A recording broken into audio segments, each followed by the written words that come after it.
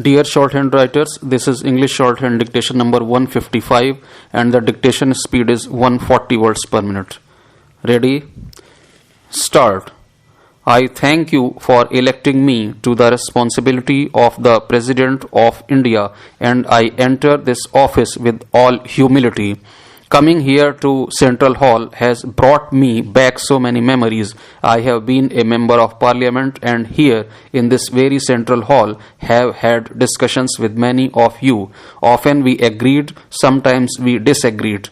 But we learned to respect each other, and that is the beauty of democracy. I grew up in a mud house in a small village. My journey has been a long one, and yet this journey is hardly mine alone.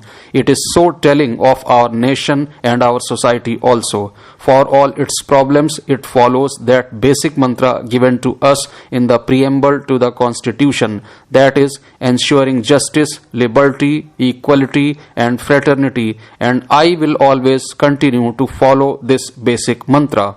I bow to the 125 crore citizens of this great nation and promise to stay true to the trust they have bestowed on me.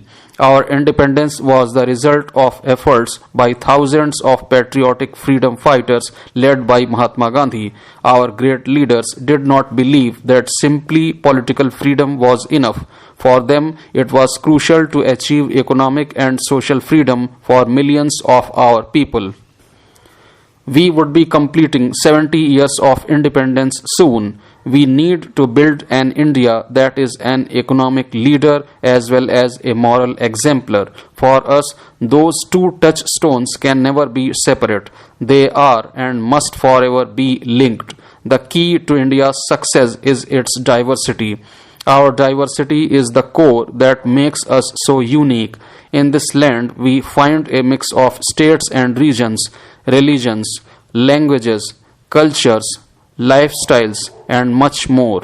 We are so different and yet so similar and united. The India of the 21st century will be one that is in conformity with our ancient values as well as compliant with the fourth industrial revolution. There is no dichotomy there and no question of choice. We must combine tradition and technology, the wisdom of an age-old Bharat and the science of a contemporary India. It is a great pleasure for me to be among you today. I congratulate you on being successful in such a tough and competitive examination. You have chosen a very noble profession. Forests have always been special to Indian ethos and culture.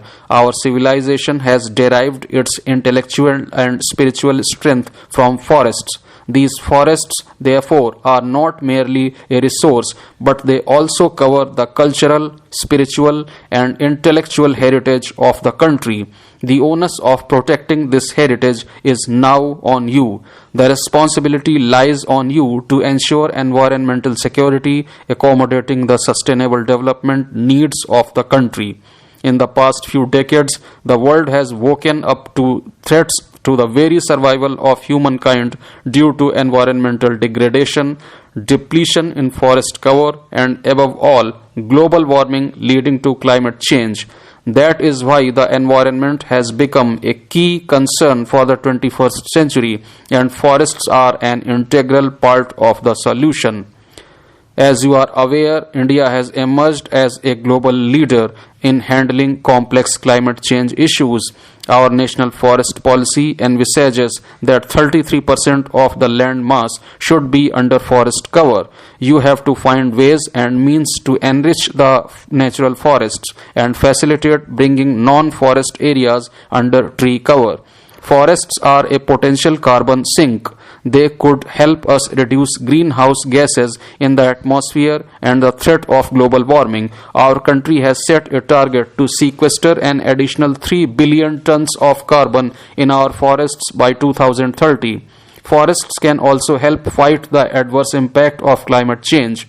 Mangrove forests protect coastal areas from cyclones and tsunamis. Forests on the hill slopes protect the soil and prevent landslides and flash floods.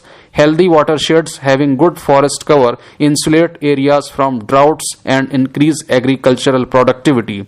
Millions of very poor people, including tribals, live in and around the forests of our country. We need to be sensitive to their basic requirements of food, firewood, fodder, and such small needs.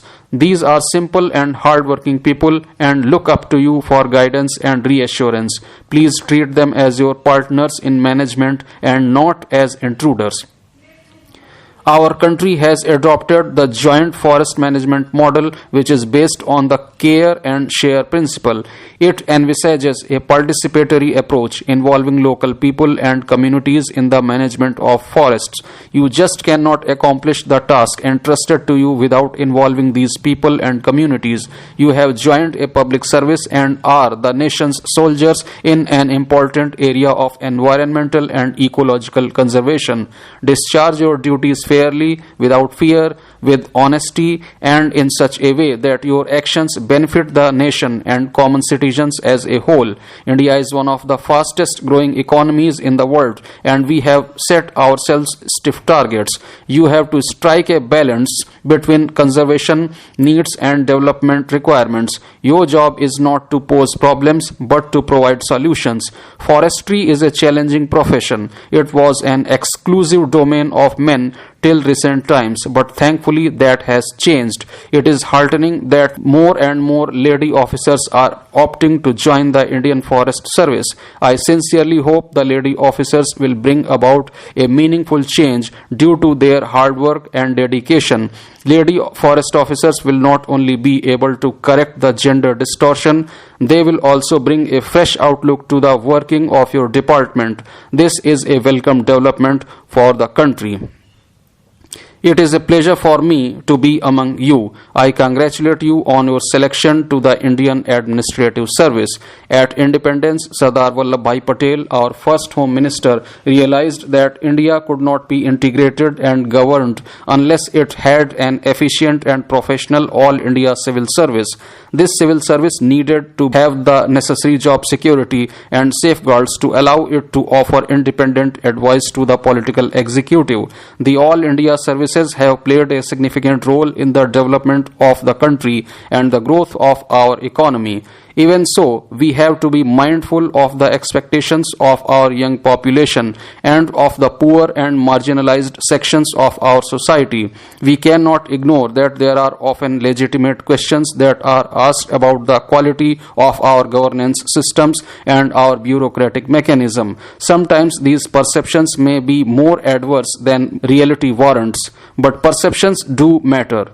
There is also a perception that over a period of time, certain officers get identified with one or the other political dispensation or individual. You must guard against this. The most important challenge before you will be to give confidence to the people of India that civil servants are fair, honest, professional, and efficient. As public servants, you need to be role models in your personal conduct. In your professional conduct, honesty and integrity, humility and sensitivity to the diversity of India and of our society are non-negotiable. A question that you need to ask yourself is, whom do you really work for? The usual answer would be that you work for the people of India. But there are people who need the government and who need your support and service more than the others. These are our fellow citizens who are economically weak, socially disadvantaged, and politically under-empowered, as well as those who are treated with a disadvantage only because they are women. It is on these groups that you must focus your energies. The civil services have to function within the larger system of political governance. Political leaders are elected to represent the wishes of the people in a democracy and frame the agenda of the government. Civil servants are to assist the political executive in formulation and implementation of policy. They must ensure that government policies are formulated in accordance with the law and the spirit of the Constitution. Civil servants must have the courage to provide frank advice, independent and free from bias, to the political executive whom they assist. For this, officers need to encourage professionalism not only in their own working but also in the organizations they lead.